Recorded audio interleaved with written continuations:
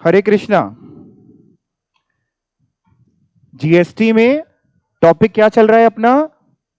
Value of supply. Almost आपका finish है बिल्कुल वैल्यू ऑफ सप्लाई। थोड़ी सी चीजें बची थी। आई थिंक हम लोग सेक्शन या रूल के सॉरी रूल जो है कौन सा देख रहे थे? रूल 32 देख रहे थे। यही वाला रूल पढ़ रहे थे ना वैल्यू ऑफ सप्लाई के लिए, जिसमें हम लोगों ने ये सेकंड पॉइंट फॉरेन करेंसी वाला पढ़ लिया था, है ना? और क्या पढ़ लिया था बेटा? एयर ट्रेवल वाला पढ़ लिया था। 5% बेसिक फेयर डोमेस्टिक बुकिंग में, 10% इंटरनेशनल बुकिंग में। ठीक है। देन फिर हम लोगों ने इसके अलावा लाइफ इंश्योरेंस में मैंने आपको टर्म प्लान एंडोमेंट पॉलिसी बता दिया था। सेकेंड हैंड गुड्स के बारे में पढ़ लिया था कि अगर सेकेंड हैंड गुड्स की हम लोग बात कर रहे हैं तो सेकेंड हैंड गुड्स में जो sale price minus purchase price है डीलर का, वो होगी value of supply. Let's say exam में आपको दे रहा है कि एक सेकेंड हैंड डीलर है जो कोई कमोडिटी किसी गुड्स में डील करता है जिसका सेलिंग प्राइस है 20,000 एंड उसकी परचेज प्राइस है 17,000, तो what will be the value of supply? तो simply 3,000 will be value of supply. Selling price 20,000, 17,000 का परचेज प्राइस, तो डिफरेंस आया 3,000 रुपए। वो 3,000 वैल्यू ऑफ सप्लाई। और या फिर एग्जाम में क्वेश्चन दे रहा है कि एक सेकेंड हैंड डीलर है जो डील करता है सेकेंड हैंड गुड्स पे जिसका सेलिंग प्राइस है 1 लाख रुपीस और परचेज प्राइस है 1,50,000, तो आपसे पूछ रहा है वैल्यू ऑफ सप्लाई बताइए। तो सिंपली कितनी हो गई वैल्यू ऑफ सप्लाई? 50,000। भाई sale price 1 lakh, purchase price 1.5 lakh, तो कितनी हो गई? 50,000 नहीं होगी, 0 होगी, क्योंकि मैंने आपको बताया था कि अगर परचेज प्राइस ज्यादा है सेल प्राइस कम है, यानी अगर उस सेकेंड हैंड डीलर का लॉस आ रहा है, नेगेटिव फिगर आ रही है। देखो बेटा, इसमें sale price minus purchase price करना है। अगर ये पॉजिटिव फिगर आई तो जो आई वही लेंगे, नेगेटिव फिगर आई तो 0 लीजिएगा। मतलब जैसे सेल प्राइस अगर 1 लाख है, परचेज लेकिन उस सेकेंड हैंड डीलर ने किया था 1.5 लाख में, तो अगर आप निकालेंगे 1 लाख माइनस 1,50,000, तो मैथ्स के हिसाब से बात करें तो -50,000। बट जीएसटी के हिसाब से बात करें तो जीएसटी लॉ में लिखा था अगर नेगेटिव आएगी तो उसको क्या करिएगा? इग्नोर, यानी 0 लीजिएगा। तो हम इन शॉर्ट ऐसा कह सकते हैं, याद करने के लिए ऐसा कह सकते हैं, अगर सेकेंड हैंड डीलर का लॉस है, लॉस कब होगा सेकेंड हैंड डीलर का? जब उसने परचेज किया हो ज्यादा पे और सेल किया हो कम पे, तो लॉस होगा तो वैल्यू ऑफ सप्लाई 0। और अगर सेकेंड हैंड डीलर का प्रॉफिट है तो sale price minus purchase price, value of supply. और ये क्लॉज किसके लिए था? केवल सेकेंड हैंड डीलर के लिए, वो भी वो सेकेंड हैंड डीलर जिसको आईटीसी, जो बुक आईटीसी नहीं कर रहा। और मैंने आपको बताया भी था कि आमतौर पे सेकेंड हैंड डीलर को जल्दी आईटीसी मिलता भी नहीं है, क्योंकि second hand dealer second hand goods वगैरह जो खरीदता है, मान लीजिए आपके पास कोई चीज खराब हो गई, आपने बेच दी सेकेंड हैंड डीलर को, तो सेकेंड हैंड डीलर ने आपसे जब सेकेंड हैंड गुड्स खरीदे तो आप थोड़ी ना जीएसटी में रजिस्टर्ड थे जो आप उसको टैक्स इनवॉइस काटोगे और वो आईटीसी लेगा, तो आईटीसी आमतौर पे उसको मिलता भी नहीं है। तो इसलिए गवर्नमेंट ने एक पॉइंट डाला हुआ है कि ऐसा सेकेंड हैंड डीलर जो आईटीसी बुक नहीं कर रहा, वो अपनी वैल्यू ऑफ सप्लाई के लिए जो डिफरेंशियल फिगर है sale price minus purchase price, वो उठाए। लेकिन अगर परचेज प्राइस ज्यादा है किससे? सेल प्राइस के कंपैरिजन में, तो 0 लेंगे। प्लस इसमें एक प्रोविजो भी मैंने आपको पढ़ा दिया था। प्रोविजो क्या पढ़ाया था कि अगर मान लो उसने गुड्स रीपोजेस करे, मान लो कोई डिफॉल्टिंग बोरोवर था, ऐसे समझ के चलते हैं, मान लो एक मिस्टर एक्स थे, मिस्टर एक्स ने एक कार परचेज करी नई, जाकर के मार्केट से बढ़िया, उनको दिखावा करना था, नई ऑडी खरीद लाए 40 लाख रुपीस की, 40 लाख की ऑडी खरीद लाए ईएमआई पे, इंस्टॉलमेंट पे 40 लाख की ऑडी खरीद लाए, बढ़िया चला रहे थे। कुछ दिन तो उन्होंने इंस्टॉलमेंट भरी।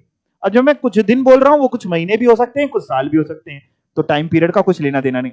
तो कुछ दिन उन्होंने इंस्टॉलमेंट भरी, देन उन्होंने इंस्टॉलमेंट भरने में डिफॉल्ट किया। जब फाइनेंस कंपनी जिसने इंश्योरेंस किया था, जिसने सॉरी इंस्टॉलमेंट अलाउ करी थी, फाइनेंस अलाउ किया था, वो परेशान हो गई, तो उसने क्या किया? वो कार वापस ले ली। सेकेंड हैंड डीलर, ऐसे समझिए, थोड़ा डायरेक्ट रखते हैं तो आपको जल्दी समझ में आएगा। सेकेंड हैंड डीलर ने ऐसे समझ लेते हैं कि वो कार वापस ले ली। अब सेकेंड हैंड डीलर क्या करने वाला है? उस कार को आगे बेचेगा। अब सेकेंड हैंड डीलर जब कार को आगे बेचेगा, अब वो सेकेंड हैंड कार बची कि नई कार है? सेकेंड हैंड, ये तो आप जानते हैं शोरूम से निकलने के बाद आपने खरीदी, उसके बाद आप किसी को बेचेंगे, भले एक दिन बाद भी बेच दें, तो सेकेंड हैंड ही कहलाएगी, वो न्यू नहीं कहलाएगी। तो सेकेंड हैंड डीलर जब ये कार बेच रहा है, फिर से वैल्यू ऑफ सप्लाई चाहिए, और वैल्यू ऑफ सप्लाई यही है, sale price minus purchase price. यानी जितने का सेकेंड हैंड डीलर आगे बेचेगा वो sale price minus purchase price. लेकिन सेकेंड हैंड डीलर बड़ा कंफ्यूज है कि साहब हम अपने लिए परचेज प्राइस क्या ले, क्योंकि सेकेंड हैंड डीलर ने डिफॉल्टिंग बोरोवर से वो कार खरीदी नहीं है, वो तो छीन के लाया है, उठा के लाया है, रिकवरी के तौर पे लेके आया है। तो भैया परचेज प्राइस क्या ले, sale price minus purchase price, value of supply, तो परचेज प्राइस क्या ले। ऐसे में लॉ कहता है एक काम करो सेकेंड हैंड डीलर, ये बताओ कि जिससे तुमने ये सेकेंड हैंड कार उठाई है उसने ये कार कितने की खरीदी थी। लेट्स से उसने 40 लाख की खरीदी थी, ठीक है। अब दूसरा क्वेश्चन, ये बताओ कि उसने वो कार कब खरीदी थी, जो डिफॉल्टिंग बोरोवर है उसने वो कार कब खरीदी थी, कौन सी तारीख को खरीदी थी, उसने तारीख बता दी। प्लस ये बताओ आज सेकेंड हैंड डीलर तुम ये कार कौन सी तारीख को बेचोगे, कौन सी तारीख को बेच रहे हो, सेकेंड हैंड डीलर कब ये कार तुम आगे बेच रहे हो, वो तारीख। ये दोनों तारीख में कितने क्वार्टर हैं वो निकाल लो, ये दोनों तारीख के बीच में क्या होते हैं, कितने क्वार्टर होते हैं वो निकाल लो। लेट से 2 क्वार्टर हुए, 3 क्वार्टर हुए, क्वार्टर, एक क्वार्टर कितने महीने का होता है, 3 महीने का, तो जितने क्वार्टर हुए वो निकाल लो। हर क्वार्टर का 5% माइनस किया जाता है। जैसे अगर फॉर एग्जांपल एक ही क्वार्टर हुआ तो क्या करना है, उसने डिफॉल्टिंग बोरोवर ने कार खरीदी थी 40 लाख की, 40 लाख का 5%, बच्चे बता सकते हैं कितना होगा, आई थिंक 2 लाख होगा। 40 लाख का 5% 2 lakh, 40 lakh minus 2 lakh 38 lakh second hand dealer की परचेज प्राइस है, वैल्यू ऑफ सप्लाई नहीं आई, सेकेंड हैंड डीलर की परचेज प्राइस आई 38 लाख। अब लेट से सेकेंड हैंड डीलर ने वो ऑडी आगे 38,50,000 की बेच दी, तो सेकेंड हैंड डीलर की वैल्यू ऑफ सप्लाई हो गई 50,000। एक बार फिर से सुन लीजिए ये बात, क्योंकि थोड़ी सी ना कॉम्प्लिकेटेड है, बट एक बार अगर आप और सुनेंगे तो दिमाग में जरूर बैठ जाएगी। मैंने केवल इतना समझाने की आपको कोशिश कर रहा हूं कि जब भी सेकेंड हैंड डीलर होता है, सेकेंड हैंड डीलर किस चीज का होता है, गुड्स का, सर्विसेज का सेकेंड हैंड डीलर नहीं होता। सेकेंड हैंड डीलर अगर गुड्स का होता है तो सिंपल सी बात है कि सेकेंड हैंड डीलर चाहता है कि भैया वो अपनी जानना चाहता है वैल्यू ऑफ सप्लाई क्या हो, तो लॉ मेकर एक उसको रियायत देता है। लॉ मेकर उससे कहता है यार तुम केवल सेल प्राइस को वैल्यू ऑफ सप्लाई मत मानना, क्योंकि तो सेकेंड हैंड गुड्स है, कोई नए गुड्स तो थे नहीं, जब नए हुए होंगे तो एक बार जीएसटी लग चुका होगा। आज अगर हमने सेल प्राइस को तुमको वैल्यू ऑफ सप्लाई मान लिया तो एक तरीके से हम डबल टैक्सेशन कर रहे हैं, सेम कमोडिटी में बार बार कैसे टैक्स ले। तो लॉ मेकर कहता है यार तुम ना एक काम करना, तुम सेल प्राइस में अपना परचेज प्राइस माइनस करना, जो डिफरेंस है अगर पॉजिटिव आए तो वो वैल्यू ऑफ सप्लाई है तुम्हारी। तो नॉर्मल कोर्स में जब भी सेकेंड हैंड डीलर कहीं से भी कोई चीज खरीदता है और आगे बेचता है तो sale price minus purchase price कर देता है। बट एक एक्सेप्शनल केस क्या हो सकता है कि सेकेंड हैंड डीलर ने किसी से कोई गुड्स रीपोजेस करे डिफॉल्टिंग बोरोवर से। डिफॉल्टिंग बोरोवर मतलब मिस्टर एक्स, जिन्होंने ऑडी कार खरीदी थी, मिस्टर एक्स ने नई कार खरीदी थी ऑडी कार 40 लाख रुपीस की, 40 लाख रुपए की, बाद में मिस्टर एक्स ने डिफॉल्ट किया और डिफॉल्टिंग बोरोवर बन गए, मिस्टर एक्स हो गए डिफॉल्टिंग बोरोवर। जो सेकेंड हैंड डीलर है, थोड़ी देर के लिए हम और आप अपने आप को सेकेंड हैंड डीलर मान लेते हैं, हमने क्या किया, हमने वो गुड्स, वो कार छीन ली, गुड्स रीपोजेस्ट कर लिए, ले आए, वापस ले आए, छीन के उठा के प्यार से किसी भी तरीके से वो कार वापस ले आया सेकेंड हैंड डीलर, किससे, डिफॉल्टिंग बोरोवर से। क्यों वापस लाया, आगे बेचना चाहता है। अब जब आगे बेचना चाहता है तो अगेन मुद्दा आया वैल्यू ऑफ सप्लाई का, कि गवर्नमेंट को जीएसटी किस पे चाहिए, तो गवर्नमेंट कह रही है हमें तो sale price minus purchase price पे चाहिए। लेकिन हमने एक काम किया, हमने कहा सरकार हम सेकेंड हैंड गुड्स के डीलर हैं, आपने लिखा है sale price minus purchase price, sale price तो चलो हम जितने की बेचेंगे वो, हमारे लिए परचेज प्राइस क्या है, क्योंकि हमने डिफॉल्टिंग बोरोवर से खरीदी नहीं, हम तो डिफॉल्टिंग बोरोवर से लेके आए क्योंकि वो हमको पैसा नहीं दे रहा था। तो कह रहे ठीक है हम बता दे रहे, लॉ मेकर कह रहा हम बता दे रहे, आप परेशान ना हो। आप क्या करो, आप ये बताओ डिफॉल्टिंग बोरोवर ने कितने की ये कार खरीदी थी, हमने कहा 40 लाख। कह रहा अब ये बताओ कि कितने क्वार्टर हुए, हमने कितने क्वार्टर किसके किसके बीच में, कह रहा फ्रॉम दी डेट जब डिफॉल्टिंग बोरोवर ने परचेज किया था टिल द डेट जब तुम बेच रहे हो। हमने कहा जब उसने परचेज किया था टिल द डेट जब हमने वापस कर छीनी उससे, कह रहे नहीं नहीं नहीं, जब उसने परचेज किया था टिल द डेट जब तुम बेच रहे हो, टिल द डेट जब तुम बेच रहे हो कितने क्वार्टर हुए। हमने कहा लेट्स से मेरे एग्जांपल में मान लेते हैं 5 क्वार्टर हुए। कह रहा हर क्वार्टर का 5% होता है, एवरी क्वार्टर के लिए 5% रिड्यूस करते हैं, तो 5 क्वार्टर के लिए 5 इंटू 5 25% बेटा, हर क्वार्टर के लिए 5%, तो 5 क्वार्टर के 25% हुआ ना 5 इंटू 5। 40 लाख की कार खरीदी थी डिफॉल्टिंग बोरोवर ने, 40 लाख का 25% निकाल के माइनस करो, 40 लाख का 25% आएगा 10 लाख, माइनस करोगे बचेगा 30 लाख। जो सेकेंड हैंड डीलर है उसके लिए परचेज प्राइस होगा 30 लाख।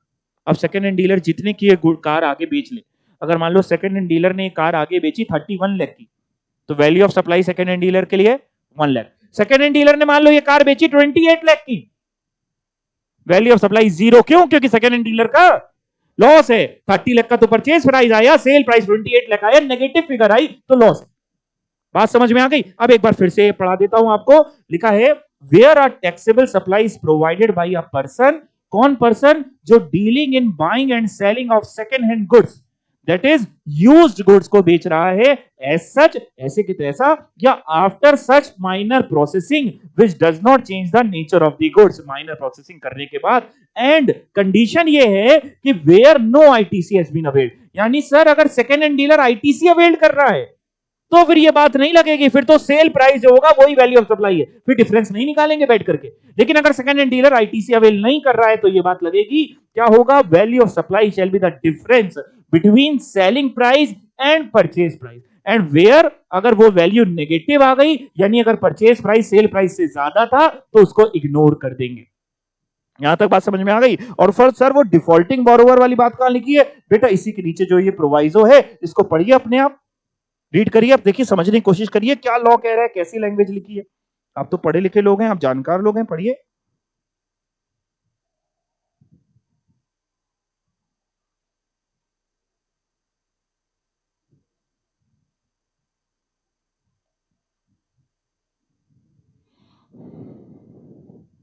जी, जब भी सेकेंड हैंड डीलर ये गुड्स सेल करेगा तो उस पे जीएसटी लगेगा, बिल्कुल लगेगा बेटा। और किस फिगर पे लगेगा? वैल्यू वही सिखा रहा हूं, वैल्यू जो होगी वो आपकी sale price minus purchase price होगी, वो वैल्यू आएगी इनटू जो जीएसटी का रेट होगा, उतना जीएसटी उस सेकेंड हैंड डीलर के ऊपर लग रहा है। ठीक है? हाँ, आपका एक क्वेश्चन मैं बताऊंगा, बताइए। थोड़ा तेज बोलिए, थोड़ा तेज बोलो, ऊंचा सुनता हूं मैं, थोड़ा तेज बोलो।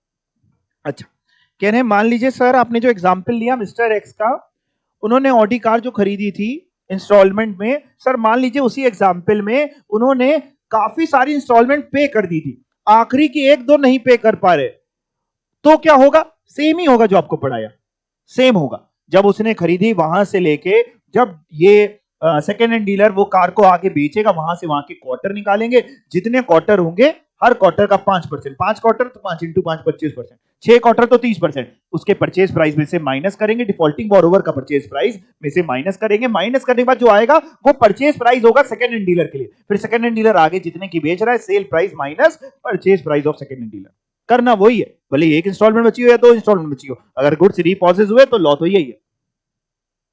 और कोई डाउट? अगर रीपॉसेस नहीं हुए तो फिर ये प्रोविजन नहीं लगेगा। अगर चाचा हुए ही नहीं तो चाची का मतलब ही नहीं है बेटा? हाँ, ये बढ़िया क्वेश्चन है आपका। जो पार्ट ऑफ द क्वार्टर होता है ना, उसको एक क्वार्टर मान लेते हैं, मतलब अगर 3 महीने से कम भी है तो हम एक क्वार्टर मान लेंगे, ठीक है ना? और कोई डाउट? क्वार्टर वाला फिर से पॉइंट समझा दूं, चलो ये पढ़ के समझा दूं एक बार, आइए पढ़ते हैं। Provided that purchase value of goods repossess from the defaulting borrower who is not registered, आपने गुड्स रीपॉसेस करे किससे? डिफॉल्टिंग बोरोवर से। तो क्या निकाल रहे हैं फिर से समझिए, मेरे एग्जांपल में मैं बन जा रहा हूं सेकेंड हैंड डीलर और मिस्टर एक्स को बना दे रहा हूं डिफॉल्टिंग बोरोवर। कह रहा है provided that purchase value of goods repossess, यानी किसके लिए परचेज वैल्यू निकालने की कोशिश कर रहे हैं? मेरे लिए, मेरे लिए मैं लिख दे रहा हूं सर के लिए, सर के लिए, ठीक है, सर के लिए परचेज वैल्यू क्या होगी ऑफ गुड्स रीपॉसेस, किससे रीपॉसेस करें? डिफॉल्टिंग बोरोवर से। डिफॉल्टिंग बोरोवर मेरे एग्जांपल में कौन है? Mister x. For the purpose of recovery of A loan, क्यों वापस ले आए गुड्स, रिकवरी ऑफ लोन या डेट वगैरह के लिए वापस ले आए। ऐसे में मेरे लिए परचेज वैल्यू क्या होगी, पढ़ना, shall be deemed to be, यहां से पढ़ना जो मैंने ग्रीन से हाईलाइट करा हुआ है, be the purchase price of such goods by the defaulting borrower, defaulting borrower ने जितने का खरीदा था, यानी परचेज प्राइस किसका, परचेज प्राइस किसका, मेरा कि एक्स का, डिफॉल्टिंग बोरोवर ने जितने का खरीदा था, purchase price of X, reduce by यानी माइनस, माइनस क्या, by 5% points for every quarter, यानी माइनस होगा कितना, 5% इंटू जितने क्वार्टर हैं, एक क्वार्टर तो 1, 2 क्वार्टर तो 2, 4 क्वार्टर तो 4। सर ये क्वार्टर कहां से कहां का निकालना है, एवरी क्वार्टर और part thereof, part thereof का मतलब होता है, मान लो तुमने निकाला और वो टाइम आ रहा है 6 महीने 5 दिन, 6 महीने 5 दिन, 6 महीने 5 दिन का मतलब कितने क्वार्टर, 3 क्वार्टर लेंगे, 6 महीने तो पूरे 2 क्वार्टर हुए, और अगर 2 क्वार्टर से ज्यादा हुए, जरा सा भी पार्ट होगा तो उसको हम पूरा क्वार्टर मान लेते हैं। ये यहां लिखा है एवरी क्वार्टर और part thereof, part thereof को पूरा क्वार्टर मान लेंगे। सर अगर मतलब मान लीजिए 6 महीने 1 दिन होता तो क्या करते, तो भी बेटा 3 क्वार्टर कर लेते। 3 महीने 1 दिन होता, कितने क्वार्टर हो गए, 3 महीने 1 दिन, 2 क्वार्टर।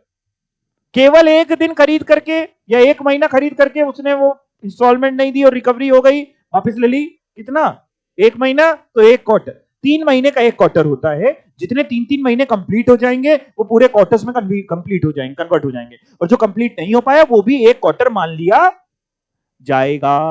सर ये कहां से गिनेंगे, कहां से कहां तक के क्वार्टर, हाँ यहां गलती करते हैं बच्चे, लिखा है between the date of purchase, जब मिस्टर एक्स ने वो कार खरीदी थी वहां से लेके क्वार्टर जोड़िए, कहां तक के, between the date of purchase and the date of disposal, date of disposal means sale by the person making such repossession, कौन है पर्सन जो रीपोजेस कर रहा है, यहां पे सर लिखे कि मिस्टर एक्स लिखे, by the person making such repossession मतलब सर, कह रहा है between the date of purchase, जब एक्स ने खरीदा था उस डेट से लेके जब से सर ये आगे बेच रहे हैं, जब सर छीन के लाए उससे गुड्स तब नहीं, जब सर ये आगे बेच रहे हैं वहां से वहां के क्वार्टर जोड़ लो, जितने क्वार्टर हो जाए, और क्वार्टर का 5%, अगर 4 क्वार्टर हो जाए तो परचेज प्राइस ऑफ एक्स में से 20% माइनस करेंगे, अगर 4 क्वार्टर हुए तो 5% इंटू 4, 20% माइनस करेंगे, जो बचेगा वो क्या आएगा, वो परचेज वैल्यू आ जाएगी गुड्स रिपोजिट की। फिर सेकंड हैंड डीलर क्या करेगा, सेल प्राइस अपना उठाएगा minus purchase value of goods रिपोजिट करेगा, तो उससे उसकी वैल्यू ऑफ सप्लाई आ जाएगी। बताओ अब समझ में आ गया कि अब भी नहीं आया, अगर अब भी नहीं आया तो कोई बात नहीं, जो नहीं आया तो नहीं आया, दुनिया बहुत चीजें नहीं आती। चलें आगे, ओके आगे चलते हैं। The value of a token और ए वाउचर और ए कूपन और a stamp other than postage stamp which is redeemable against a supply of goods और सर्विसेज और both shall be equal to the money value of goods or services or both redeemable against such token, voucher, coupon और stamp। ये क्या है sir, चलो समझाता हूं, याद करो मैंने जब तुम लोगों को टाइम ऑफ सप्लाई का कॉन्सेप्ट पढ़ाया था, वहां पे वाउचर आए थे, टाइम ऑफ सप्लाई गुड्स की सीखी थी, उसमें भी आए थे वाउचर, सर्विस में भी आए थे, और वाउचर में दोनों में एक ही जैसी बात लिखी थी। याद है आपको वाउचर में क्या लिखा था, कि अगर वो वाउचर बिल्कुल सही आइडेंटिफाइबल है तो उसकी टाइम ऑफ सप्लाई क्या होगी, जब वाउचर आपको इश्यू हुआ, और अगर आइडेंटिफाइबल नहीं है तो जिस दिन रिडीम हुआ, तो वो तो टाइम ऑफ सप्लाई सीख ली थी, उस टाइम ऑफ सप्लाई से ड्यू डेट निकलती, कब जमा करना है या किस दिन का जीएसटी रेट लगना है, वो सब मैंने आपको समझाया था। सवाल ये आता है साहब इस वाउचर की वैल्यू क्या है, मान लो मैंने तुमको एक वाउचर दिया कि इस वाउचर से तुम जा करके एक वॉच खरीद सकते हो, एक रिस्ट वॉच खरीद सकते हो, वाउचर की वैल्यू क्या है, वाउचर तो एक कागज का टुकड़ा है, वाउचर की वैल्यू क्या है, उस वाउचर से जो चीज खरीद सकते हो, क्या खरीद सकते हो, रिस्ट वॉच, तो कितने की तुमने खरीद रहे हो या कितने की खरीद सकते हो, मान लो 1 लाख रुपए की रिस्ट वॉच खरीद सकते हो, तो उस वाउचर की वैल्यू क्या है, 1 लाख। भाई वैल्यू चाहिए ना जीएसटी लगाने के लिए, वैल्यू चाहिए, जीएसटी का रेट चाहिए। दूसरा केस, मान लो मैंने तुम्हें वाउचर दिया कि इससे तुम 5,000 रुपए की लैक्मे में जाकर के सर्विसेज ले सकते हो, ब्यूटी पार्लर की सर्विसेज ले सकते हो, तो वाउचर की वैल्यू क्या है, वाउचर है कागज का टुकड़ा, अगर इसे फाड़ोगे तो फट भी जाएगा। वैल्यू क्या उस वाउचर की? 5,000। ये लिखा है यहां पे, तो बड़ा सिंपल सा है। लॉ मेकर ने इसलिए डाला, नहीं तो लोग बाद में डिस्प्यूट करते, ना भी डालता तो सबको पता था। तो लॉ मेकर कह रहा है वाउचर कह लो, टोकन कह लो, या हमने तुम्हें स्टैंप दी। वो वाली स्टैंप की बात नहीं कर रहे जो पोस्ट ऑफिस में तुम लोग लेके आते हो, या आप तो नहीं जाते हो पहले पोस्ट ऑफिस। स्टैंप तो पता है ना तुम लोगों को, कहीं भेजना हो तो स्टैंप खरीद के, या 5 कई बार रेवेन्यू स्टैंप लोग रखते हैं अपने, फिर स्टैंप को लगा करके कहीं भेजना हो तो थूक से ऐसे लगा करके उसे चिपका के कहीं भेज। हम उस स्टैंप की बात नहीं कर रहे, हम वाउचर का ही और नाम आपको बता रहे कि कोई वाउचर ना बोल के टोकन बोल ले, किसी तरीके का स्टैंप बोल ले। कह रहा हूं सबकी वैल्यू क्या होगी? जो रिडीमेबल होगा। वाउचर अगेंस्ट गुड्स और सर्विस और बोथ किसके वैल्यू के बराबर होगा? Shall be equal to, voucher की वैल्यू क्या होगी? Shall be equal to the money value किसकी? ऑफ द गुड्स और सर्विसेज और both redeemable against such token, voucher, coupon. और मान लो हमने आपको वाउचर दिया कि इस वाउचर की मदद से तुम जाकर के 10,000 रुपए की पेन खरीद सकते हो, तो 10,000 रुपए की वैल्यू हुई। क्लियर हो गया? यहां तक कोई डाउट आपको? पक्का? उसके बाद ये 7th वाला क्या है देखते हैं, पढ़ के देख लेते हैं क्या है। The value of taxable services provided by such class of service provider as may be notified by the government on the recommendations of the council as referred to in paragraph 2 of schedule 1 of the said act between distinct person, इसके आगे लिख लेना, और related person, between district person और related person as refer to in, बल्कि related person तुम distinct से पहले लिखना, ऐसे लिखना, बिटवीन रिलेटेड पर्सन और distinct person as refer to in section 25, क्योंकि डिस्टिंक्ट पर्सन सेक्शन 25 बताता है। तो बिटवीन रिलेटेड पर्सन और distinct person as refer to in section 25 where ITC is available shall be deemed to be null. ये है क्या भाई? ये क्या है? चलो इसको समझ लेते हैं। अगर आप नहीं भी समझोगे तो आपसे पूछेगा नहीं, ये पॉइंट नहीं आएगा, लेकिन आपको समझा देता हूं। लॉ मेकर ने डाला है तो क्या है जरा समझिए। हम लोग ने शेड्यूल 1 पढ़ा था जब सप्लाई पढ़ी थी, डीम्ड सप्लाई के पॉइंट्स पढ़े थे। वहां पे मैंने आपको पढ़ाया था कि ये चीजें अगर आप सप्लाई कर रहे हैं इवन विदाउट कंसीडरेशन भी, तो शेड्यूल 1 यही बताता था, तो उसको हम डीम्ड कर लेंगे कि आप सप्लाई करें। जिसमें शेड्यूल 1 का एक सेकेंड पॉइंट था कि सप्लाई अगर आप कर रहे हैं रिलेटेड पर्संस के बीच में या डिस्टिंक्ट पर्संस के बीच में, याद आया आपको? तो उसको हम डीम्ड कर लेंगे सप्लाई। अगर वो विदाउट कंसीडरेशन भी है, तो अगर इन द कोर्स और फर्दरेंस ऑफ बिजनेस है, तो हम डीम्ड कर लेंगे कि सप्लाई। ये मैंने शेड्यूल 2 में आपको पढ़ाया था, शेड्यूल 1 में सॉरी, और अच्छा खासा एग्जाम्पल भी दिया था। तो शेड्यूल 1 के पैराग्राफ 2 में, यहां पे मैं हाईलाइट कर रहा हूं, शेड्यूल 1 के पैराग्राफ 2 में वही पढ़ाया था, वो जो सेकंड पॉइंट था उसी को लिखा है यहां पे। कह रहा ये लिखा है यहां पे, लॉ मेकर अगर चाहे तो लॉ मेकर उस पॉइंट के लिए कुछ सर्विसेज बता सकता है कि ये सर्विसेज अगर डिस्टिंक्ट पर्सन के बीच में हो रही हैं या रिलेटेड पर्संस के बीच में हो रही हैं, जिसमें सामने वाला व्यक्ति आईटीसी के लिए एलिजिबल है, ये सर्विसेज कौन दे रहा है किसको? एक दोनों डिस्टिंक्ट पर्सन दे रहे हैं या कौन दे रहा है? Related person. और शेड्यूल 1 में दे रहे हैं तो विद कंसीडरेशन दे रहे हैं कि without consideration? Without consideration, schedule 1 without consideration. अगर शेड्यूल 1 के हिसाब से दे रहे हैं ये सर्विसेज रिलेटेड पर्सन या डिस्टिंक्ट पर्सन दे रहे हैं, जिसमें जो रिसिपिएंट है वो आईटीसी के लिए अगर एलिजिबल है, तो लॉ मेकर कह रहा है उसकी वैल्यू फिर नील ले लेंगे। मतलब कुल मिला के इस पॉइंट में लॉ मेकर ने अपने लिए पावर ले ली। लॉ मेकर ने ये पावर ले ली कि वो सर्विसेज जो लॉ मेकर, जो गवर्नमेंट नोटिफाई करेगी काउंसिल के रिकमेंडेशन के हिसाब से, सारी सर्विसेज नहीं, वो सर्विसेज जिसको गवर्नमेंट नोटिफाई करेगी। कौन सी सर्विस? जो शेड्यूल 2 के शेड्यूल 1 के पैराग्राफ 2 में थी। Schedule 1 without consideration, paragraph 2 distinct person, related person. हमने कहा सारी रिलेटेड पर्सन वाली, सारी डिस्टिंक्ट पर्सन वाली, कह रहा नहीं नहीं, जो गवर्नमेंट नोटिफाई करेगी उसमें से भी जो गवर्नमेंट नोटिफाई करेगी, और जहां पे आईटीसी मिलता है उसको हम नील ले लेंगे।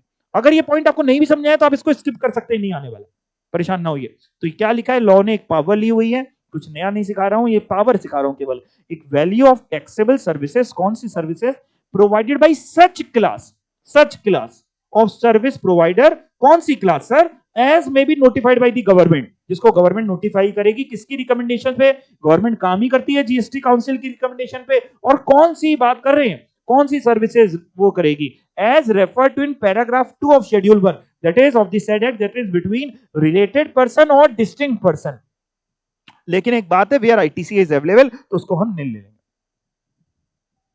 वैल्यू ऑफ सप्लाई में हम लोग बिल्कुल आखिरी उस पे आ गए हैं।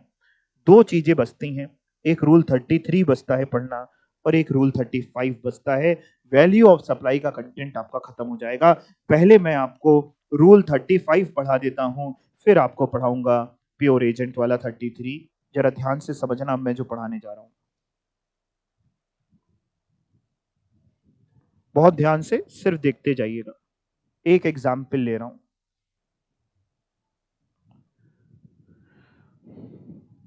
मान लीजिए मैंने किसी को कोई गुड्स या सर्विसेज सप्लाई करी, जिसकी मैंने वैल्यू ऑफ सप्लाई निकाली, जितना आपको पढ़ाया उसी हिसाब से मैंने वैल्यू ऑफ सप्लाई निकाली।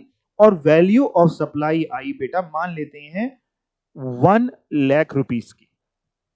मैंने किसी को गुड्स या सर्विसेज सप्लाई करी, जिसकी वैल्यू ऑफ सप्लाई आई कितनी? 1 लाख रुपीस की। और इस पे फिर मैंने जब जीएसटी का रेट देखा कि जो गुड्स या जो सर्विसेज मैंने दी हैं, तो मैंने उस पे देखा कि जीएसटी कितना लगता है। लेट्स से एज्यूम कर लेते हैं कि इस पे जीएसटी लगता है 28%। कुछ भी मान सकते हैं, 5%, 12%, 18%, मैंने मान लिया 28% लगता है। तो सिंपल सी बात है, अगर वैल्यू ऑफ सप्लाई 1 लाख आई है, जीएसटी लगता है 28%, तो भैया जीएसटी कितना हुआ? 28,000। यानी total value inclusive of GST.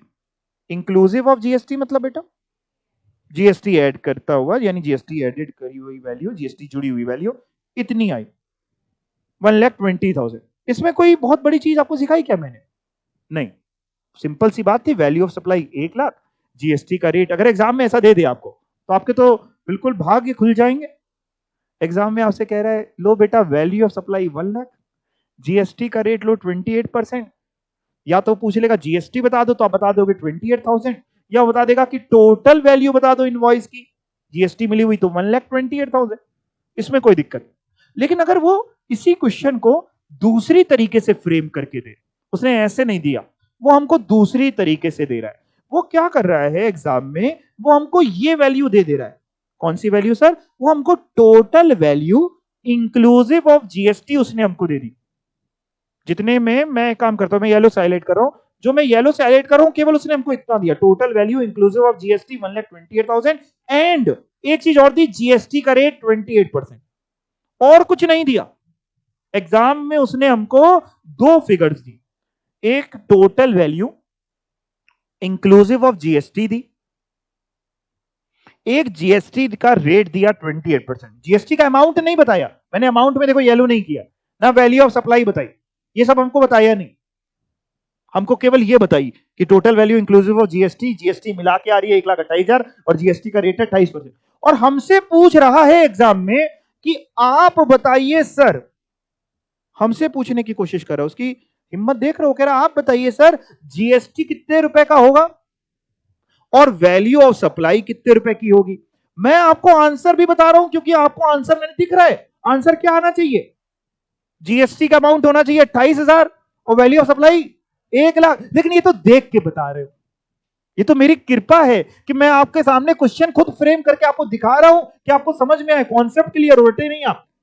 ये तो कृपा है। सवाल ये आता है आप निकालें कैसे? आपके सामने तो केवल उसने जो येलो वाली फिगर दी वो होगी, रट के चले जाएंगे सर 1,28,000 अगर होता है तो 28% अगर उस पर जीएसटी का रेट है तो 1 लाख की वैल्यू 28,000 का जीएसटी। अरे ये तो एग्जाम्पल है बेटा, वो कुछ और फिगर दे दे 5,36,000, अब क्या करोगे बैठ के? फिगर चेंज हो सकती है ना। क्या करोगे आप? अपने आप करो, आप थोड़े बहुत मैथ्स के ज्ञान, इसमें कोई मैं आपको कोई ऐसा कोई बहुत ज्यादा आपको फॉर्मूला नहीं है इसमें कोई। अपने आप दिमाग लगाओ कि अगर वो आपको total value inclusive of GST दे रहा है, जीएसटी का रेट दे रहा है, और ये दो चीजें पूछने की कोशिश कर रहा है, तो क्या कर सकते हैं? कॉपी पेन उठाओ, कोशिश करो, गलत होगा ज्यादा से ज्यादा 2-4 बार, 5 बार, 6 बार, इससे ज्यादा कुछ नहीं होगा। क्या कर दे? बिल्कुल, किससे माइनस कर सकते हैं? बिल्कुल हमको बताते जाओ, हम करते जाएंगे। मतलब हमको बिल्कुल तुम इस समय ये मान लो कि हम स्टूडेंट बन जाते हैं, तुम लोग टीचर, ठीक है ना। हमको बताओ, मैं कैलकुलेटर उठा लिया मैंने, हो सकता है आप सही बोल रहे हैं, हाँ, कोई डरने वाली बात नहीं, गलत होगा तो फिर अगली बार समझेंगे। और हाँ, मतलब मैं कैलकुलेटर पे कितना लिखूं इस समय, मैंने कैलकुलेटर पे लिख दिया 1,28,000, फिर माइनस का साइन दबा दिया कैलकुलेटर पे, -28% कर दो, 28 और परसेंट। मेरे कैलकुलेटर पे वैल्यू दिख रही है इस समय 92160। आप भी एक बार करके चेक करो, जो आप बोल रहे हो खुद भी चेक कर लो। तो वो तो मेरे को आंसर नहीं दिख रहा, आप भी एक बार चेक करो, जो आपने करके देखो, कैलकुलेटर है ना आपके पास, एक बार चेक करो ना, जो आपने बोला उसको जरा करो।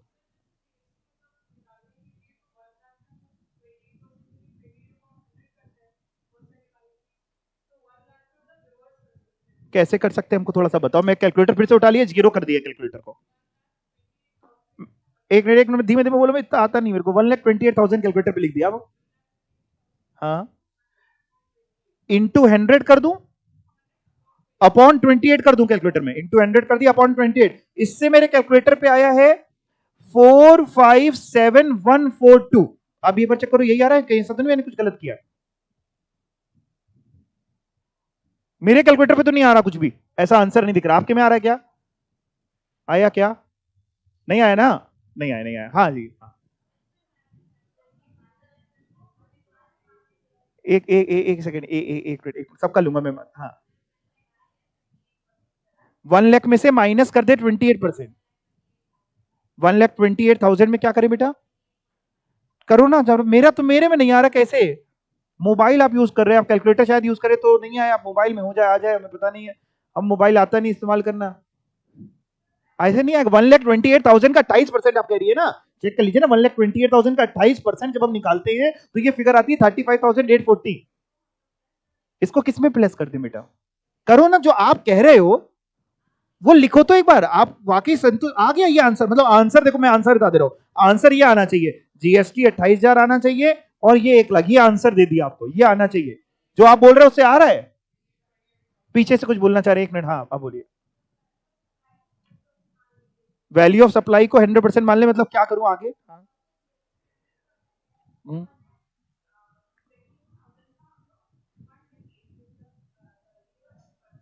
मतलब नहीं, हम समझ नहीं पाए आपकी बात इतनी, हमको बताओ कैलकुलेटर में करना चाह रहे हैं, क्या लिखे कैलकुलेटर में? एक मिनट में मैं ले रहा हूं सबकी बात। उससे क्या आएगा? मतलब आप कह रहे हैं कि मैं 1,28,000 लूं, फिर क्या करूं? इंटू 100 करूं, अपॉन 128 करूं, इससे क्या आएगा? कितनी फिगर आएगी? वैल्यू ऑफ सप्लाई आएगी। वेरी गुड, ठीक है, हाँ। बस सब इंतजार करते एक जन को वेरी गुड मिल जाए, हमारा यही था, हमारा हमेशा बचपन से हम इन्हीं के साथ थे। देखिए साहब, सिंपल सी बात है, जब भी ऐसी फिगर आपको दी हो, इंक्लूसिव दिया है, यानी क्वेश्चन में क्या दिया है, मैं इधर लिख रहा हूं, क्वेश्चन में हमको दो ही चीजें दी थी जो येलो से मार्क थी। तो हमको वैल्यू इंक्लूसिव ऑफ जीएसटी दी और जीएसटी का रेट दिया, और हमसे वैल्यू ऑफ सप्लाई पूछ रहे हैं। तो क्या कीजिएगा, जो वैल्यू देखिएगा, इधर मेरी तरफ देखिएगा, जो वैल्यू इंक्लूसिव ऑफ जीएसटी है वो उठाइएगा, जो वैल्यू इंक्लूसिव ऑफ जीएसटी है वो उठाइएगा, उसमें इंटू करिएगा 100, और अपॉन करिएगा 100 प्लस रेट। यानी सर, मतलब value of supply 1,28,000 into 100 upon 100 plus rate. Rate कितना था इस क्वेश्चन में? 28, तो 100 प्लस 28, 128। इससे आपकी वैल्यू ऑफ सप्लाई आएगी। वैल्यू ऑफ सप्लाई कितनी आएगी? 1,28,000 इंटू 100 अपॉन 128, कितनी आएगी? 1 लाख। फिर अगर आपको जीएसटी निकालना हो तो जीएसटी निकालने के लिए आप दो बातें कर सकते हैं। दो बातें मतलब, या तो आप टोटल वैल्यू 1,28,000 की वैल्यू में से अपनी 1 लाख की वैल्यू ऑफ सप्लाई हटा दीजिए, माइनस कर दीजिए, तो बैलेंसिंग फिगर बच जाएगी जीएसटी 28,000, जैसा कि आपने बोला था।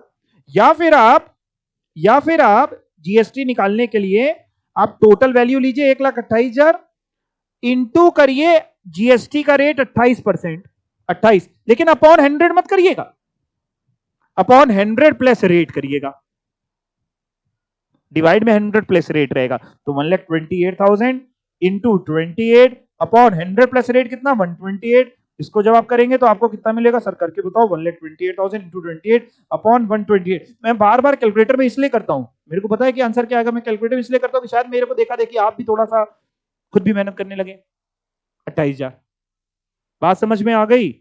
तो जब भी अगर एग्जाम में आपको वैल्यू इंक्लूसिव ऑफ जीएसटी दी हो और पूछ रहे हैं वैल्यू ऑफ सप्लाई बता दो, तो वैल्यू इंक्लूसिव ऑफ जीएसटी पकड़ना, इंटू 100 करना, डिवाइड बाई 100 प्लस रेट करना। अगर जैसे 5% का जीएसटी का रेट हो तो डिवाइड बाई 105 होगा, 12% का रेट हो तो डिवाइड बाई 112 होगा, 18% होगा तो 1/8 होगा, 28% होगा तो 1/8 होगा, कुछ और दे देगा तो जो होगा 100 प्लस रेट से डिवाइड होगा। तो जब वैल्यू ऑफ सप्लाई निकालनी है तो पूरी value inclusive into 100 upon 100 plus rate. GST निकालना है तो टोटल वैल्यू ले लो इंटू जीएसटी का rate upon 100 plus rate. Total value into GST का रेट 28 है तो अपॉन, मतलब इंटू 28 अपॉन 100 प्लस 28, यानी इंटू 28 अपॉन 100 प्लस 28, 128। बात समझ में आ गई? पक्का? एक क्वेश्चन और पूछूं, आप बता दोगे? ठीक है, 280 आ रहा है कैलकुलेटर पे। कौन सी फिगर? मैं फिर से चेक कर लूंगा यार, हो सकता है गलती हो गई मेरे से। कौन सी वाली बता रहे हो? जीएसटी जो निकाला है 1,28,000 इंटू 28 कर रहे हैं और अपॉन किससे कर रहे हैं? 128। मेरे में तो 28,000 आ रहा है यार, तुम एक बार फिर से चेक करो। कई बार कैलकुलेटर का फर्क हो जाता है कि हो सकता है आपने उसको पूरे पैसे ना दिए हो तो उसने एक जीरो गायब कर दिया हो। सही से करना बेटा मल्टीप्लाई, आंखी खोल के। आ रहा है ना, इसलिए कहते ना के आया करो। ठीक है, और कोई डाउट है किसी को इसमें? नहीं, एक क्वेश्चन दूं आपसे? ठीक है, अगर मान लीजिए मैं आपको क्वेश्चन ऐसे देता हूं,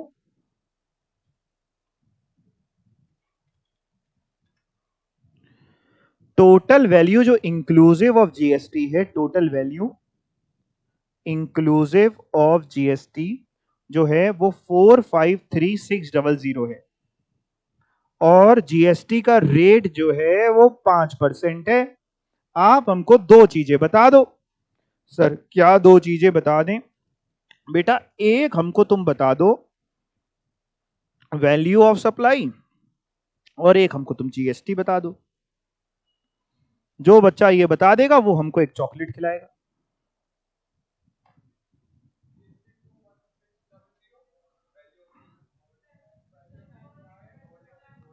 वैल्यू ऑफ सप्लाई 4,32,000। सभी लोग ये बोल रहे हैं? कितने समझदार बच्चे, बस एक बार समझा दो सर हमको, बस हम बाकी कर लेंगे। Okay very good. और GST 21,000।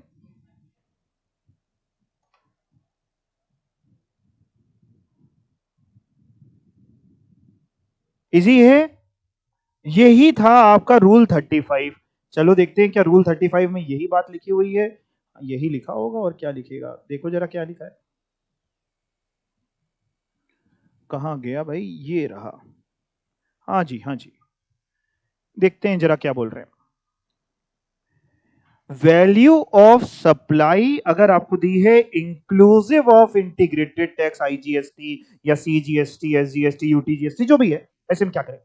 Where value of supply is inclusive of integrated tax or as the case may be, maybe central tax, state tax, maybe central tax, UT, GST tax, यानी in short बोल सकते हैं where value of supply is inclusive of GST, the tax amount shall be determined। ये rule क्या बता रहा है? Tax amount मतलब वैल्यू की GST, tax amount shall be determined मतलब जीएसटी। जीएसटी जीएसटी जीएसटी कैसे निकलेगा? हमने कहा बताओ। GST amount shall be determined the following manner, namely कैसे? टैक्स अमाउंट मतलब GST is equal to value inclusive of taxes, पकड़ लीजिएगा, into tax rate of GST, मतलब जीएसटी के रेट से मल्टीप्लाई करिएगा और अपॉन करिएगा, डिवाइड बाई करिएगा 100 plus tax rate of GST. ये किया आपने। जैसे 1,28,000 अगर आपकी इंक्लूसिव वैल्यू है, 28% जीएसटी का रेट है, तो इंटू 28 और डिवाइड में आपका होगा 100 प्लस 28, यानी 128 से डिवाइड होगा। ठीक है ना? यहां तक तो आपको क्लियर। इसी के नीचे एक काम और करो, वैल्यू ऑफ सप्लाई का भी लिख लो फॉर्मूला, कि वो पूछ बैठे तो आप कैसे बताओगे वैल्यू ऑफ सप्लाई कैसे निकलेगी? बताओ, वैल्यू ऑफ सप्लाई का अगर फॉर्मूला लिखवाने की कोशिश करो तो कैसे निकलेगी? Value of supply is equal to, क्या बोल रहे हैं? Value of supply is equal to क्या? वैल्यू इंक्लूसिव ऑफ टैक्सेस यानी GST. Value inclusive of taxes ही लिख दीजिए सर आप, ठीक है। इनटू का, into 100, okay, upon 100 plus GST का रेट, ठीक है। सही करके आओगे एग्जाम में? सही करके आएंगे सर। अब एक कॉन्सेप्ट आपका वैल्यू पे बचता है, आओ इसको और देख लें जरा। कुछ पूछना है तो पूछ लीजिए, मेरे से पूछ लीजिए, मैं शायद बेहतर बता पाऊं। अगर डाउट है तो पड़ोसी से ना पूछ के। नहीं, किसी को डाउट नहीं है? क्लियर हो गया? इजी सा है बड़ा। अब सर क्या पढ़ाने जा रहे हो आप? बेटा वैल्यू ऑफ सप्लाई। सर ये क्या पढ़ा रहे हो? एंडिंग तो पढ़ाओ। Value of supply of services in case of pure agent. कौन सा agent? Pure agent. Pure agent, agent भी प्योर होता है? प्योर एजेंट मतलब नहा धो के शुद्ध होके आया है? क्या होता है प्योर एजेंट? चलो इसको पूरा मैं आपको एक एग्जाम्पल से समझाता हूं, फिर पढ़ेंगे ना तो अच्छा लगेगा, जल्दी समझ में आ जाएगा प्योर एजेंट क्या होता है। और ये केवल जीएसटी का कॉन्सेप्ट नहीं है, पहले जब सर्विस टैक्स हुआ करता था तब भी ये कॉन्सेप्ट था। तो मैं आपको समझा देता हूं, एग्जाम्पल समझाता हूं। मान लीजिए आपकी शादी है ना? किसकी शादी है? मान लो हर्षित की शादी है, ठीक है। इसको कोई भी पर्सनल नहीं लीजिएगा, सिर्फ एग्जाम्पल के लिए है, हंसी मजाक के लिए, बाकी कोई दिक्कत नहीं। तो मान लीजिए हर्षित की शादी है, आज शादी का दिन है, हर्षित बिल्कुल सजे धजे बैठे हुए हैं, सब कुछ बढ़िया, तैयारियां जोरों शोरों से चल रही हैं, सारे डेकोरेशन सब कुछ चल रहा है, बहुत बढ़िया से चल रहा है, सब कुछ सही। हर्षित बस अब फेरों पे जाने वाले हैं, मंडप पे बैठने वाले हैं। अचानक से हर्षित को ध्यान आया कि लड़की वालों ने 11 किलो मोतीचूर के लड्डू मांगे थे। हर्षित को ध्यान आया कि लड़की वालों ने शर्त रखी थी कि जब आप हमको फेरों पे दहेज दोगे 11 किलो मोतीचूर के लड्डू हल्दीराम के, तब हम शादी करेंगे। हर्षित को अचानक से ध्यान आया, हर्षित ने कहा लियो यार, लड्डू तो लिए नहीं, अभी लड़की वाले आने वाले होंगे और क्या मांगने वाले होंगे? लड्डू मांगने वाले होंगे। लड्डू इनके पास थे नहीं, लेना भूल गए। इनको आप क्या करें? खुद तो उठ के जा नहीं सकते, मेहंदी हंदी लगी होती है और दूल्हे की ड्रेस में जाए इंसान लड्डू लेने, अच्छा नहीं लगेगा यार थोड़ा। इनका क्या करें, क्या करें? सामने एक फ्लावर वाला डेकोरेशन कर रहा था, इनकी जान पहचान का था। इन्होंने उसको बुलाया, मोनू इधर आओ। उनका जी भैया क्या हुआ? यार मोनू यार एक काम करना है। अरे भैया बताइए। मोनू एक काम करो यार, हल्दीराम चले जाओ, वहां से 11 किलो लड्डू ले आओ यार जल्दी से। अरे लड्डू खाएंगे भैया? अरे हमें नहीं खाने, देने लड़की वालों को, वो लोग ने शर्त रखी हुई है। ले आओ ले आओ। उन्होंने कहा हाँ हम ले आ रहे। उसने कहा ले आओ, बाद में समझ लेंगे। उसने कहा ठीक है, अरे मोनू भैया घर की बात है, हर्षित भैया घर की बात है, हम ले आ रहे हैं। मोनू गया, हल्दीराम से लड्डू लाया और हर्षित को दे दी। इनकी सांस में सांस आई कि अब विवाह संपन्न हो सकता है, और बढ़िया शादी आदि हो गई। जब आराम से शादी हो गई, 1-2 महीना हो गया, तब मोनू आया इनके पास, फ्लावर डेकोरेशन वाला था वो, अपने पैसे लेने, फूलों के पैसे लेने। उन्होंने कहा भैया पैसे, बिल विल काट रहा है। अब उसको 2 चीजों के पैसे चाहिए। कौन सी 2 चीजों के? एक तो फ्लावर डेकोरेशन के और दूसरे लड्डू के। उनका याद है भैया आपने लड्डू मंगवाए थे हमसे? हाँ याद है यार, तुमने मेरी इज्जत बचा ली थी, लड्डू ले आए थे तुम। उसको दोनों चीजों के पैसे चाहिए। सवाल ये आता है जब वो अपना बिल बनाएगा, जब मोनू जो फ्लावर डेकोरेशन वाला है वो अपना जब बिल बनाएगा तो बिल में जीएसटी लगाएगा। अब जीएसटी वो किस अमाउंट पे लगाए? जो फ्लावर डेकोरेशन के लिए वो पैसा ले रहा है उस पर तो लगेगा ही लगेगा, और जो लड्डू के लिए वो पैसा ले रहा है उस पर मोनू जीएसटी लगाए कि ना लगाए? क्वेश्चन समझ रहे हैं क्या है? फ्लावर डेकोरेशन तो उसकी सर्विस थी, वो जो आपको दे रहा है उस पर तो लेना ही है, प्लस उसने आपको एक और सर्विस दी, लड्डू ला करके दे दिए, उस पर वो जीएसटी लगाए या ना लगाए? बच्चे कह रहे नहीं लगाएगा। अब सुनो, आप जो भी बोल रहे हो अच्छा ही बोल रहे हो, कभी आप गलत बोलते नहीं हो, लेकिन सुन लो, लॉ मेकर कहता है यहां पे जो मोनो है ये मोनो प्योर एजेंट था। हमने कहा मतलब प्योर एजेंट क्या हुआ? कह रहा मतलब कि मोनो का अपना काम है फ्लावर डेकोरेशन का, उसका अपना कोई काम है, और उसने साथ में आपको कोई और सर्विस भी दे दी, आपके कहने पे आपको कोई और सर्विस भी दे दी, आपके बिहाफ पे क्या खरीद लाया? लड्डू। एंड जितने लड्डू के पैसे लगे वो आपसे उतने ही ले रहा है, हर्षित से उतने ही ले रहा है, अलग से उसमें अपना कमीशन नहीं जोड़ रहा। ऐसा नहीं कर रहा कि हल्दीराम से बुलाया 1000 रुपए किलो और हर्षित भैया को चिपका रहा है 1500 रुपए किलो। अगर ऐसा कर रहा है 1500 रुपए किलो चिपका रहा है तो प्योर एजेंट नहीं है, पूरे पे जीएसटी चाहिए। फिर लॉ मेकर कह रहा है फ्लावर पे भी चाहिए और लड्डू पे भी चाहिए, पूरे पे मोनू भैया जीएसटी लगाओ। लेकिन अगर वो एज इट इज जितना पैसे का लेकर है उतना ही पैसे हर्षित भैया से ले रहा है, काहे का? लड्डू का। तो लॉ मेकर कह रहा है यार तुम प्योर एजेंट हो, तुम प्योर एजेंट हो, तुम केवल एक काम करना, तुम बिल में ना जब बिल बनाना तो उसमें ना अलग से लिख देना कि लड्डू के इतने पैसे थे। मतलब अपने फ्लावर के तुम लिखना, मान लो फ्लावर डेकोरेशन के वो ले रहा है 5 लाख रुपए और लड्डू आए 20,000 रुपए के, तो बिल ऐसे मत बनाना 5,20,000 टोटल, ऐसे एकदम से ना बना देना।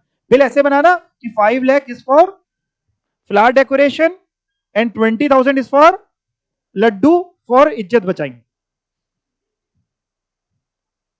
तो ये जो 20,000 तुमने लड्डू के बनाए और 5 लाख इसके बनाए, जब जीएसटी लगाना तो केवल 5 लाख पे लगाना, 20,000 पे मैंने ही लगाना। तो लॉ मेकर कहता है तुम कौन हो? Pure agent. प्योर एजेंट कौन होता है पहले मैं आपको डेफिनेशन पढ़ाता हूं, रूल 33 लिखा है, लेकिन प्योर एजेंट कौन है यहां पहले एक्सप्लेनेशन पढ़ो कि प्योर एजेंट का मतलब क्या है। पढ़िएगा, for the purposes of this rule the expression pure agent means a person. Pure agent कौन सा व्यक्ति? मेरे एग्जाम्पल में मोनू, ठीक है। Monu means a person who enters into a contractual agreement with recipient of supply to act as his pure agent।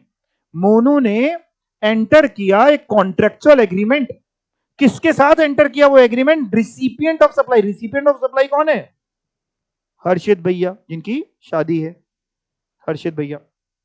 Contractual agreement मतलब लिखित में होना चाहिए, नहीं ये कहीं लिखा है कहीं पे कॉन्ट्रेक्चुअल एग्रीमेंट वर्बल भी है, ठीक है ना, उसमें बिल्कुल लॉ पे ना चले जाना कि लिखित में हर्षित ने कहा स्टैम्प पेपर लेके आओ हम तुमसे साथ कॉन्ट्रैक्ट कर, ऐसा कुछ नहीं, ठीक है ना।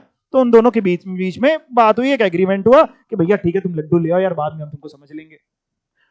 तो Monu pure agent enters into a contractual agreement with recipient with Harshit to act, कि मोनू कैसे एक्ट करेगा? उसके प्योर एजेंट की तरह। Monu act as is pure agent to incur expenditure या कॉस्ट इन द कोर्स और सप्लाई ऑफ गुड्स और सर्विस, और बोथ कि जब वो लड्डू खरीदने के लिए मोनू पैसा देगा, खर्चा करेगा, तो आपके प्योर एजेंट की तरह बात करेगा। और ये सारी बातें पूरी होंगी तभी प्योर एजेंट है। एंड मोनू नाइदर इंटेंट्स, ये सब मोनू मोनू है, ऊपर लिखा है कॉमन, तो दोबारा लिखने की जरूरत नहीं होती, आपको समझाने के लिए लिख रहा हूं मोनू, ठीक है ना। तो Monu neither intends to hold nor holds any title or to the goods or services or both so procured or supplied as pure agent of the recipient of supply। मतलब मोनू ये नहीं करेगा, मोनू ये नहीं कहेगा कि लड्डू का मालिक मोनू है। लड्डू का मालिक कौन है? हर्षित। मोनू ये नहीं कहेगा कि लड्डू के मालिक तो हम, हर्षित थोड़ी ना है। Monu neither intends to hold, ना ही उसके ऐसी इंटेंशन है कि वो लड्डू का मालिक बनेगा, neither intends to hold nor hold any title. मालिकाना को नहीं, वो तो किसके बिहाफ पे ले आया केवल? हर्षित भैया ने कहा उसको तो खाना मना है, उसको तो शुगर है, उसको डायबिटीज है, तो देखता है तो उसके 200 पहुंच जाती है शुगर, डॉक्टर मना किया मर जाओगे। तो Monu neither intends to hold nor hold any title to the goods और services so procured or supplied as a pure agent of the supply. अगला, Monu does not use for his own interest. Monu रास्ते में ऐसा नहीं कर रहा है कि सारे डिब्बे में से एक एक लड़ी खा ले रहा है कि क्या पता चलेगा। हमने बताया उसको क्या है, शुगर है ना, मना है उसको। तो Monu does not use for his own interest की सारे लड्डू झूठे करके रख दिए, मुंह से निकाल निकाल के टेस्ट लेके रख दिया, ऐसा नहीं करना है। Monu does not use for his own interest such goods और सर्विसेज सो प्रोक्योर्ड। किसके इंटरेस्ट के लिए लेके आया, हर्षित भैया, हर्षित भैया जो चाहे वो करे उसका।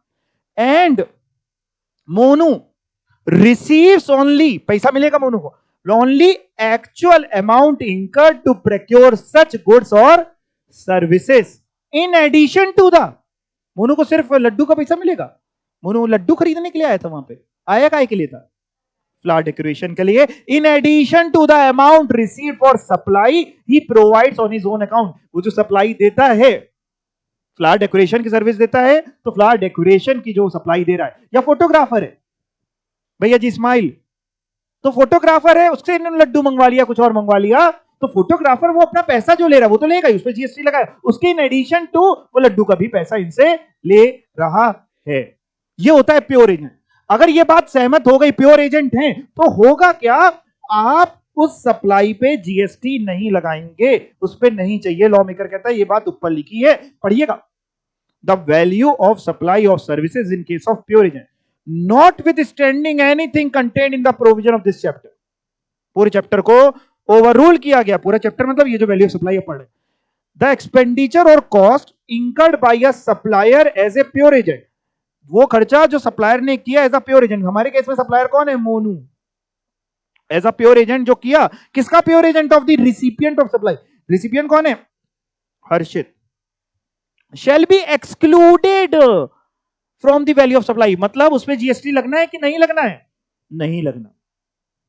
शैल बी एक्सक्लूडेड यानी उस लड्डू पे जीएसटी नहीं लगना। एक बात और, लड्डू जब वो हल्दीराम से खरीद के लाया होगा तो हल्दीराम वाले ने जीएसटी लगाया होगा कि नहीं, वो तो लगाया होगा। क्या उसपे दोबारा वो भी जीएसटी लगाए मोनू, नहीं, मोनू नहीं लगाएगा, ये लिखा है यहां पे, ये नहीं लिखा है, मैं ये नहीं पढ़ा रहा हूं कि लड्डू पे जीएसटी नहीं लगना, ठीक है ना। तो कह रहे हैं मोनू उस लड्डू पे जीएसटी नहीं लगाएगा, यानी उस लड्डू की वैल्यू को एक्सक्लूड करेगा from the value of supply. लेकिन अगर ये तीनों की तीनों कंडीशंस पूरी हो गई, तो तीनों की तीनों पूरी हो गई, तो सर नीचे क्या पढ़ाया, नीचे पढ़ाया कि प्योर एजेंट कौन होता है। प्योर एजेंट वो होता है जो ये एबीसीडी चारों चीजें पूरी करता है। और अगर आप प्योर एजेंट है और ये तीनों कंडीशन अगर आप पूरी कर दें, तो उस वैल्यू पे जीएसटी गवर्नमेंट करिए। में नहीं चाहिए आपसे कौन सी तीन कंडीशन, पहला, the supplier act as a pure agent, Monu act as a pure agent of the recipient of supply. Monu pure agent है किसके, हर्षित के। When he makes the payment to the third party on authorization of such recipient, जब वो third party हमारे exam में हो गई हल्दीराम, जब हल्दीराम को वो पैसा दे रहा था किसके कहने पे, ऑथराइजेशन बाय सच रिसिपिएंट, कौन, हर्षित के कहने पे, खुद के लिए नहीं खरीद रहा था। तो वो क्या कर रहा था, वो प्योर एजेंट की तरह ही एक्ट कर रहा था, मतलब वो अपने लिए लड्डू नहीं खरीद रहा था, खरीदते समय किसके लिए खरीद रहा था, हर्षित के लिए। दूसरा, payment made by pure agent, Monu ने जो पेमेंट किया on behalf of Harshit, on behalf of recipient, has been separately indicated in the invoice issued by the pure agent. अगर मोनू ने बिल एक साथ बना दिया कि total value of flower decoration and laddu for इज्जत बचाई इज इक्वल टू 5,20,000, नाउ पूरे 5,20,000 पे जीएसटी लगाइए। क्या करना है आपको, लड्डू की वैल्यू अलग से बताइए बिल में, ठीक है सर। तीसरी बात, the supplies procured by pure agent, जो लड्डू मोनू ने खरीदे, प्रोक्योर्ड मतलब परचेज, प्योर एजेंट मोनू ने जो लड्डू खरीदे फ्रॉम द थर्ड पार्टी यानी हल्दीराम से, as a pure agent of the recipient of supply are in addition to the services he supplies on his own account। मतलब अपनी जो सर्विस देता है, काहे की सर्विस देता है, खुद की फ्लावर की, उसके अलावा ये दे रहा है। मतलब ऐसा नहीं है कि इन्होंने स्विगी करा, स्विगी वाला लेकर के आ गया, जोमेटो वाला लेके आ गया हल्दीराम से लड्डू, नाउ स्विगी वाला is not a pure agent, उसका तो काम ही वही है। बात समझ में आपको आई, ठीक, समझ में आ गया। आपके हिसाब से एग्जाम्पल देते हैं, सुनो आपके हिसाब से कैसा एग्जाम्पल हो सकता है। मान लो जब आप क्वालिफाई हो गए, बन गए, बनने के बाद आप अपनी प्रैक्टिस कर रहे हो। अच्छा, प्रैक्टिस के दौरान मान लो आपके पास कोई काम आया, लेट्स से मान लो एक कंपनी आई ए लिमिटेड आपके पास आना चाहती है, वो कह रही है हमको इनकॉर्पोरेट करा दो, इनकॉर्पोरेशन की सर्विसेज आपसे लेना चाहती है, इनकॉर्पोरेट करा दो। हमने ठीक है सर, हमारी फीस है 1 लाख रुपए, हम थोड़े बड़े कंपनी सेक्रेटरी हैं, 1 लाख रुपए लेते हैं। हमने उसने कहा ठीक सर, कोई दिक्कत नहीं है।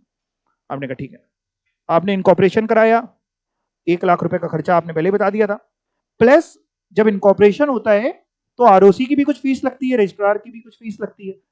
आपने अपने ए लिमिटेड के ब्याह पे वो भी पे कर दिया। वो फीस आपके ऊपर नहीं लगती, देने की लायबिलिटी किसकी है? कंपनी की। आपने उसके ब्याह पे वो भी पे कर दिया, लेट से 5,000 रुपए, 10,000 रुपए, 20,000 रुपए फीस लगी, 10,000 रुपए मान लेते हैं, 10,000 रुपए आपने वो भी पे कर दिया।